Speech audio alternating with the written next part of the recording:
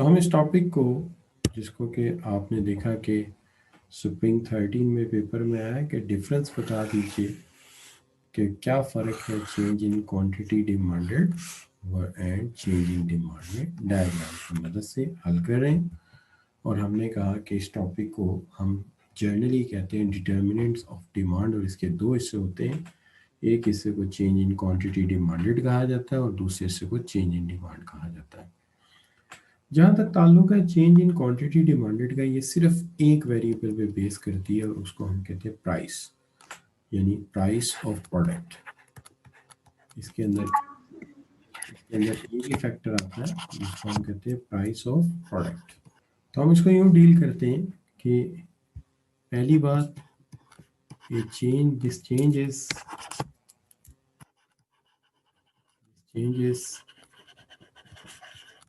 Due to price while other factors are constant.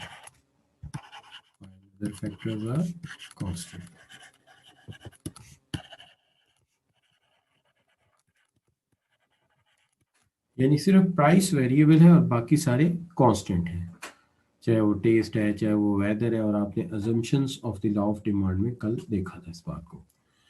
दूसरी चीज है वो ये है कि this change is shown by movement from one point to another along the same demand का। तो पहली बात ये है कि this change is due to price while other factors are held constant. और बाकी दूसरी बात ये है कि ये चेंज शो की जाती है एक पॉइंट से दूसरे पॉइंट पर मूव करते हुए सेम डिमांड का ऊपर। सो कैसे हम ये बात बयान करते हैं? सबसे पहले तो हम वो स्केड्यूल रिपीट कर लेते हैं जिसको आपने लॉ ऑफ डिमांड में पढ़ा था कि प्राइस है 30 रुपीज़, देन हो जाती है 20, फिर हो जाती है 10। यहाँ पे आ गई क्वांटिटी आपकी प्रोडक्ट की, क्वांटिटी ऑफ कमोडिटी। तो देखिए 100 kg, 200, 300। लेकिन याद रहे कि ये आपको समझाने के लिए लिखा जा रहा है, पेपर में स्केड्यूल डिमांड नहीं किया गया, इसलिए आपने स्केड्यूल नहीं बनाना, सिर्फ डायग्राम बनाना। तो this is not the part, this is just for the sake of explanation और make it simple for you, लेकिन पेपर का पार्ट ये नहीं।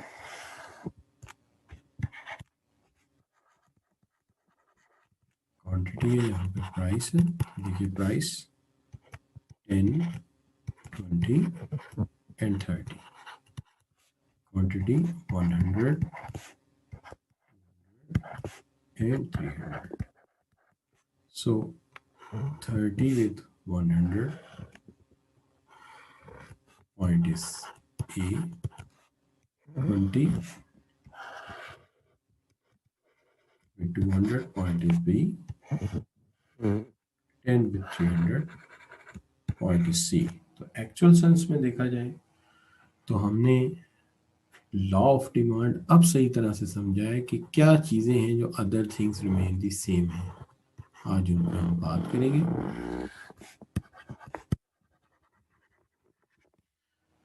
तो दीजिए जनाब, बात ही हो रही थी कि प्राइस के चेंज होने से जो चेंज आता है प्राइस ऑफ द प्रोडक्ट, हम उसे कहते हैं चेंज इन क्वांटिटी डिमांडेड, जबकि दूसरे फैक्टर कांस्टेंट है।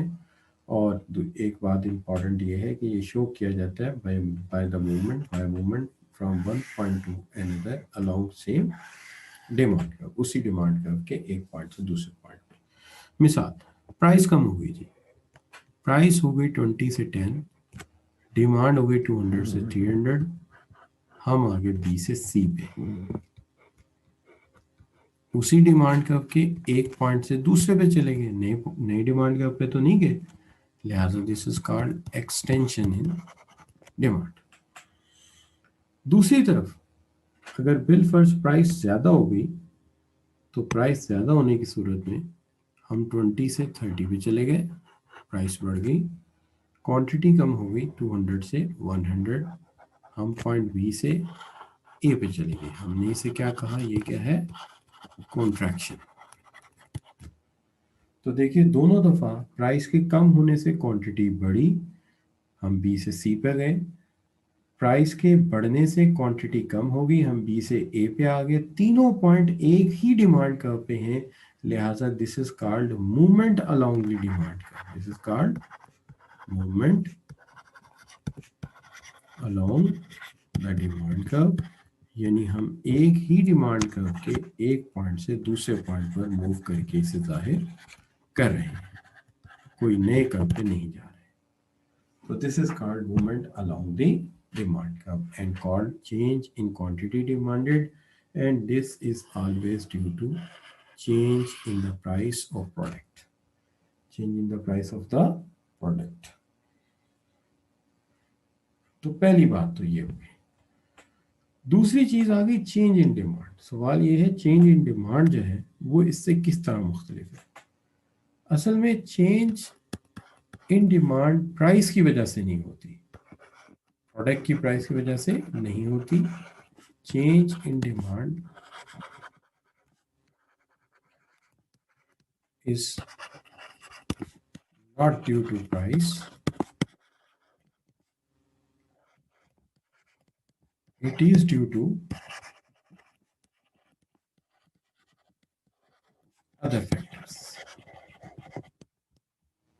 ये प्राइस की वजह से नहीं होती, जबकि हमने कहा था ये प्राइस की वजह से होती है, और यहां कह रही है ये प्राइस की वजह से नहीं होती, it is due to other factors. इन्हीं फैक्टर्स को हम शिफ्ट फैक्टर्स का नाम देते हैं। दूसरा फर्क, this change is shown by shift of demand। ये शो किया जाता है बाय शिफ्ट ऑफ डिमांड का, यानी हम इसे शिफ्ट ऑफ डिमांड कर्व से जाहिर करते हैं।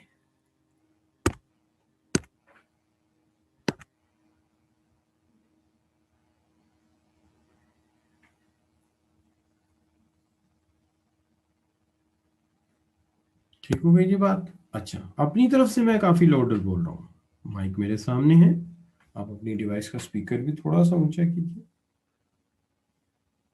अच्छा जी, तो अब चेंज इन डिमांड प्राइस की वजह से नहीं है, it is due to other factors, and this change is shown by the shift of demand curve. जबकि पहली चेंज होती है this is shown by the movement along the demand curve. तो change in quantity demanded shown by the movement along the demand curve, and change in demand shows by the shift of demand curve. कैसे? तो देखिए इसके लिए हम suppose कर लेते हैं फॉर द टाइम बीइंग के मैं एक बिजनेस करता हूँ, लेट्स से मेरी वीडन रोड पे हीटर्स की दुकान है, और हम बात कर लेते हैं वेदर कंडीशन, यानी एक डिटर्मिनेंट ले लेते हैं, लेट्स से हम कहते हैं टॉकिंग अबाउट वेदर।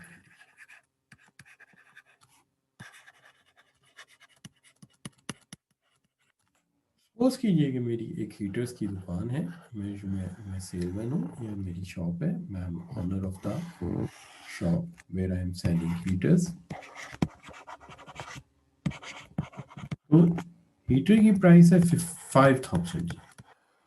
रोजाना के 100 हीटर बिक जाते हैं। पॉइंट है भी, ये रहा डिमांड का पॉइंट। ठीक हो गई जी बात। अब होता ये है कि मैं कहता हूं जी प्राइस चेंज नहीं होती, ये मैंने बाहर लगा दिया, अचानक विंटर सीजन आ जाता है। विंटर सीजन आने से हीटर की डिमांड बढ़ जाती है, और हीटर 100 की बजाय 150 डिमांड होना शुरू हो जाता है। हम पॉइंट सी पे आ जाते हैं। अब पॉइंट सी पर जाने के लिए कोई ये कहे कि जी इसी डिमांड कर्व को इस तरह करके यूं ले जाए, तो ये तो बेतुकी बात होगी। डिमांड कर्व ऐसे नहीं जा सकता, डिमांड कर्व को अपनी जगह से हटाना पड़ेगा और इसको आगे जाना होगा। ये डिमांड कब हो गया D2, इसको कहेंगे राइस इन डिमांड। ठीक हो गई जी बात। अब फर्ज कर लीजिए कि इसी सिचुएशन में अगर गर्मियां आ जाती है, started the winter season, sorry summer season शुरू हुआ।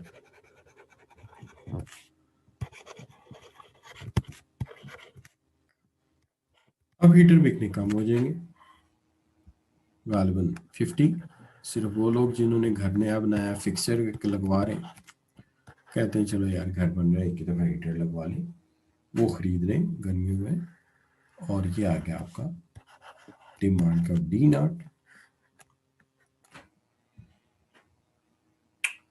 This is called fall in demand.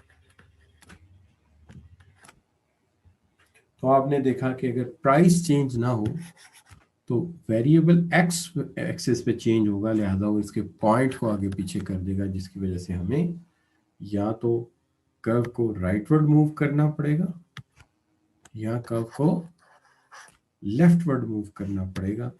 नतीजे के तौर पे हमारा जो डिमांड का होगा वो शिफ्ट हो जाएगा। लिहाजा ये फ़र्क है change in quantity demanded and change in demand, जिसके लिए आप ये डायग्राम बनाएंगे और ये एक्सप्लेनेशन लिखेंगे।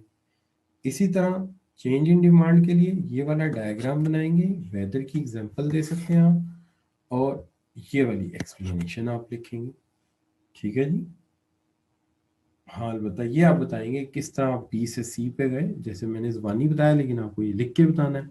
इसी तरह यहाँ पे भी आपको लिख के बताना है कि ये जो मैंने एरो से बताया, you have to write down in sentence. तो ये आपका जो है ये इस सवाल का आंसर बन गया, क्योंकि इसमें सारे डिटर्मिनेंट नहीं, सॉरी ये वाला जो सवाल है इसका आंसर बन गया, जिसको हम कह रहे हैं क्वेश्चन नंबर 2। तो यहाँ पे सिर्फ हमने डायग्राम से ये बताना है कि चेंज इन क्वांटिटी डिमांडेड क्या है और चेंज इन डिमांड क्या है। सारे डिटर्मिनेंट डिस्कस नहीं करने के लिए कहा गया। 10 नंबर है तो 5 नंबर जो है इस चीज़ के हैं, 5 मार्क्स जो हैं वो इसके हैं। तो ये मुकम्मल हो गया। हाल बता डायग्राम की एक्सप्लेनेशन इसकी भी आपने देनी है और डायग्राम की एक्सप्लेनेशन आपने इसकी भी लिखनी है लास्ट में। तो दिस इज डन, ये डन हो गया। अब इसके अलावा और भी यकीनन डिटर्मिनेंट्स हैं जिनका हम यहाँ जिक्र कर सकते हैं। There are number of determinants which can be discussed over here. सबसे पहले एक इसको मैं ए कर देता हूँ ताकि याद रहे, ये पहला है। नेक्स्ट आप मिसाल ले सकते हैं कि कोई ऐसा प्रोडक्ट है जिसमें पॉपुलेशन इम्पॉर्टेंट है कि अगर आबादी बढ़ेगी तो डिमांड में इजाफा होगा, तो आपका डिमांड का राइटवर्ड चला जाएगा, और अगर आबादी कम होगी तो डिमांड में कमी आएगी और आपका डिमांड का लेफ्टवर्ड चला जाएगा। कंज्यूमर की इनकम का भी बड़ा फर्क पड़ता है। अगर कंज्यूमर की इनकम बढ़ जाए कि आप शॉपिंग करने गए, अचानक आपको खबर आती है कि जनाब आपकी तो इस महीने बोनस लग रहा है, तो आप एक की बजाय 2 शर्टें खरीदेंगे, राइटवर्ड चला जाएगा डिमांड का। और अगर आप कहते हैं, पता चलता है कि इस मंथ छुट्टियों में पैसे कट जाने हैं, तो इनकम कम, डिमांड कम, तो ये लेफ्टवर्ड चला जाएगा, तो इसका भी इस पर असर पड़ता है। इसी तरह बास प्रोडक्ट ऐसे होते हैं जिसमें टेस्ट का भी बड़ा रोल होता है। अगर उस प्रोडक्ट का टेस्ट डेवलप कर दिया जाए तो डिमांड बढ़ेगी, आप राइटवर्ड चले जाएंगे।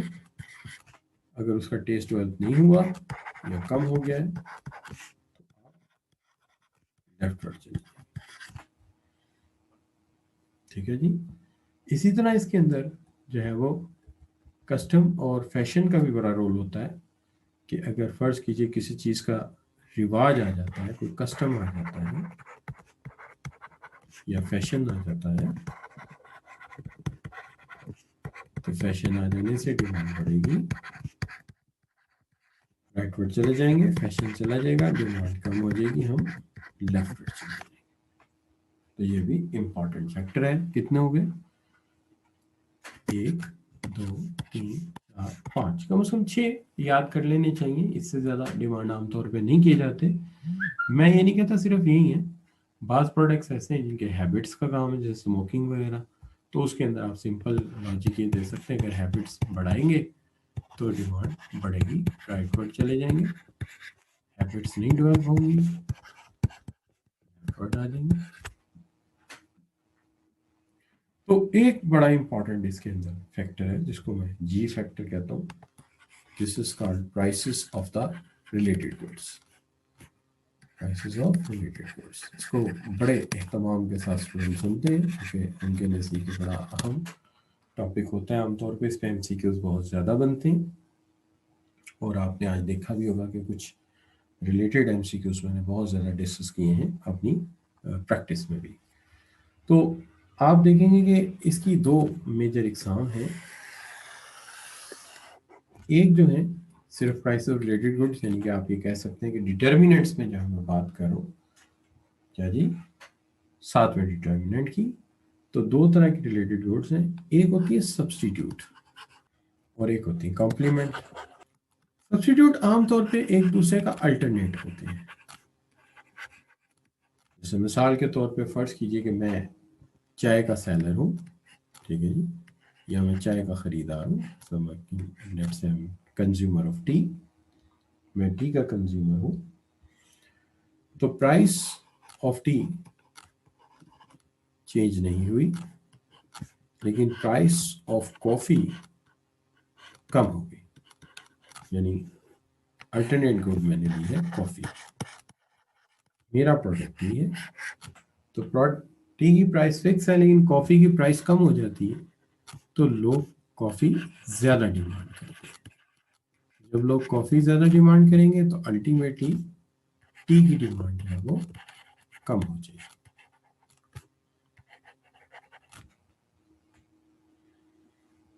इसके बरक्स अगर आप देखते हैं तो प्राइस ऑफ टी जो है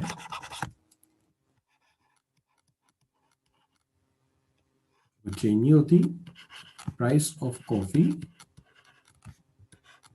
इंक्रीज हो जाती है, तो डिमांड फॉर कॉफी कम हो जाएगी, चाय ज्यादा पिएंगे। तो पहली सूरत में जब टी की प्राइस चेंज हुई, कॉफी सस्ती हो गई, लोगों ने कॉफी ज्यादा पी तो चाय कम पी, हम किधर आ जाएंगे, लेफ्ट साइड पे। और अगर टी की प्राइस चेंज नहीं हुई, कॉफी महंगी हो गई, लोगों ने कॉफी कम पी, तो जाहिर है कुछ ना कुछ तो उसके बदले में पिएंगे, तो उन्होंने चाय को ज्यादा पीना शुरू कर दिया और हम राइट वर्ड आ गए। लेकिन यहाँ एक बात समझने की है, वो ये है कि अगर हम डायरेक्टली देखें कि सब्स्टिट्यूट की प्राइस हमारे डिमांड पे क्या असरअंदाज होती है, तो आप इस नतीजे में पहुंचेंगे कि ये सेम असर डालती है। अगर डिक्रीज हो तो डिक्रीज कर देती है, इंक्रीज हो तो इंक्रीज कर देती है। तो इसका असर सेम होता है हमारे प्रोडक्ट पे, और सेम में एस है जो कि सब्स्टिट्यूट में भी है, तो सब्स्टिट्यूट के लिए एस मीन सेम सेम। तो हम ये कह सकते हैं कि अगर सब्स्टिट्यूट की प्राइस बढ़ेगी तो मैं डायरेक्टली भी लिख सकता हूँ, या यूँ कर देते हैं, वैसे ही लिखते हैं कि अगर सब्स्टिट्यूट की प्राइस घटेगी तो हमारे प्रोडक्ट की डिमांड कम हो जाएगी, और अगर सब्स्टिट्यूट की प्राइस ज़्यादा होगी तो हमारे प्रोडक्ट की डिमांड ज़्यादा हो जाएगी। तो हमारे प्रोडक्ट के साथ इसका ताल्लुक सेम है या डायरेक्ट है। होप आपको यहाँ तक समझ आया। अब दूसरी तरफ अगर आप चलते हैं कॉम्प्लीमेंट की तरफ, तो कॉम्प्लीमेंट्री वो प्रोडक्ट्स होते हैं जो जॉइंटली डिमांडेड प्रोडक्ट्स होते हैं। Complementary products are those products which are jointly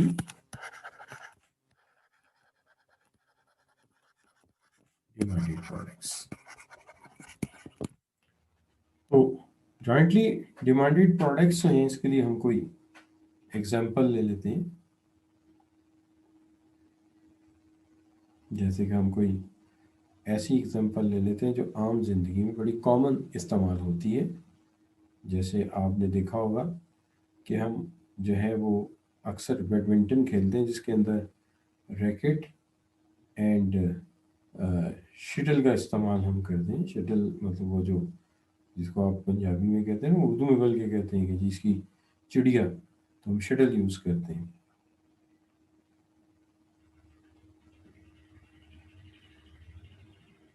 तो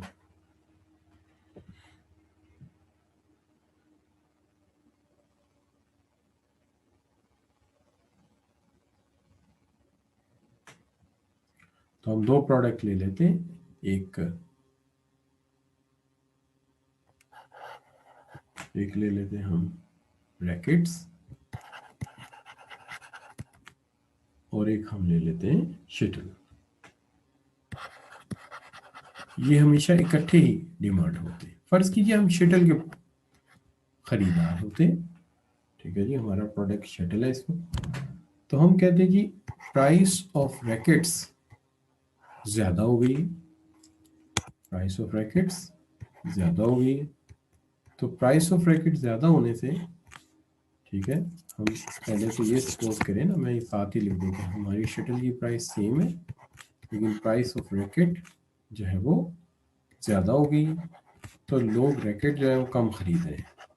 तो जब रैकेट कम खरीदेंगे तो अल्टीमेटली डिमांड फॉर शटल भी कम हो जाएगी, लोग शटल भी कम खरीदेंगे। नतीजे के तौर पे हमारा जो डिमांड कर्व है वो लेफ्ट में आ जाएगा। लेकिन प्राइस ऑफ शटल सेम रहती है, प्राइस ऑफ रैकेट्स कम हो जाती है, लोग रैकेट्स ज़्यादा खरीदेंगे, रैकेट ज़्यादा खरीदेंगे तो शटल भी ज़्यादा चाहिए। तो ये राइट वर्ड चला गया। मैंने हर डिटर्मिनेंट के साथ डायग्राम नहीं बनाया, डायग्राम मैंने एक दफ़ा राइट लेफ्ट लिख दिया, उसके बाद जहाँ जहाँ राइट लेफ्ट है समझिए मैंने डायग्राम बनाया हुआ है। लेकिन एक कंक्लूजन आप हासिल करेंगे और वो कंक्लूजन आप ये हासिल करेंगे कि जो कॉम्प्लीमेंट्री गुड की प्राइस है वो हमारे प्रोडक्ट पे कन्वर्स असर करती है, उल्टा असर करती है। जब वो बढ़ती है तो हमारे प्रोडक्ट की डिमांड कम कर देती है और जब वो कम होती है हमारे प्रोडक्ट की डिमांड ज़्यादा हो जाती है। तो हम यहाँ पे इसके उलट लिख सकते हैं कि in case of complementary goods converse effect आता है और उसके अंदर यह है कि कॉम्प्लीमेंट्री गुड की प्राइस अगर ज़्यादा हुई है तो हमारे प्रोडक्ट की सेल कम हो जाएगी और अगर कॉम्प्लीमेंट्री गुड की प्राइस कम हुई है तो हमारे प्रोडक्ट की सेल ज़्यादा हो जाएगी। तो ये हमें दो चीज़ें याद रखनी पड़ेंगी। अगर हम इन्हें याद नहीं रखेंगे तो आपने ज़हन में रहे कि हमारे लिए मसला हो जाएगा MCQ सॉल्व करना। तो मैं दोबारा रिपीट करता हूँ, in the case of substitute की प्राइस जिधर जाएगी हमारी डिमांड भी उधर जाएगी। अगर सब्स्टिट्यूट की प्राइस कम होगी हमारी डिमांड कम हो जाएगी, सब्स्टिट्यूट की प्राइस ज़्यादा होगी हमारी डिमांड ज़्यादा हो जाएगी। और कॉम्प्लीमेंट्री गुड के केस में अगर प्राइस बढ़ेगी डिमांड कम हो जाएगी और अगर प्राइस कम होगी डिमांड ज़्यादा हो जाएगी। So this must be remembered. अब यहाँ तक हमारे साथ स्टूडेंट्स की जो तादाद है वो जितनी भी है, लेकिन उनसे पूछ लिया जाए कि क्या यहाँ तक बात क्लियर है आपको?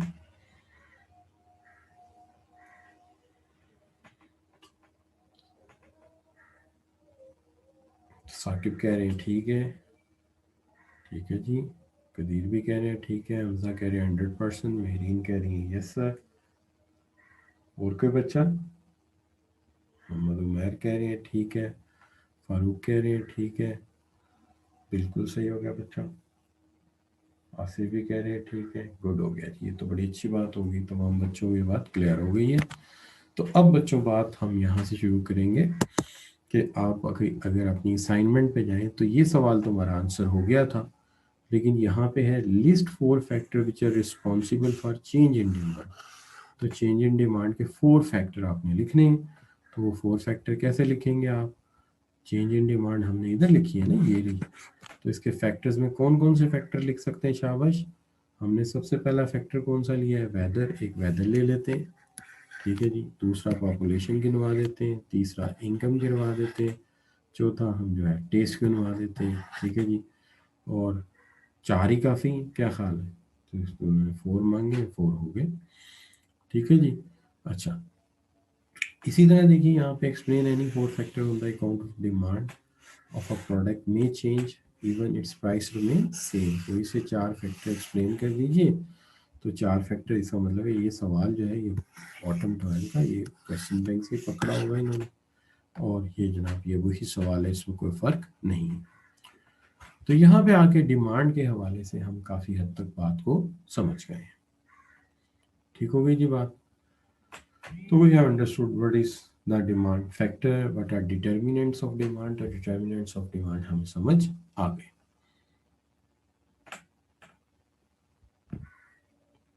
अब हम 1 मिनट के लिए इसको दोबारा से शुरू करते हैं, आप यहीं मेरे साथ ही रहिएगा। नहीं, हर फैक्टर के साथ मेहरीन बेटी ग्राफ नहीं बनाएंगे।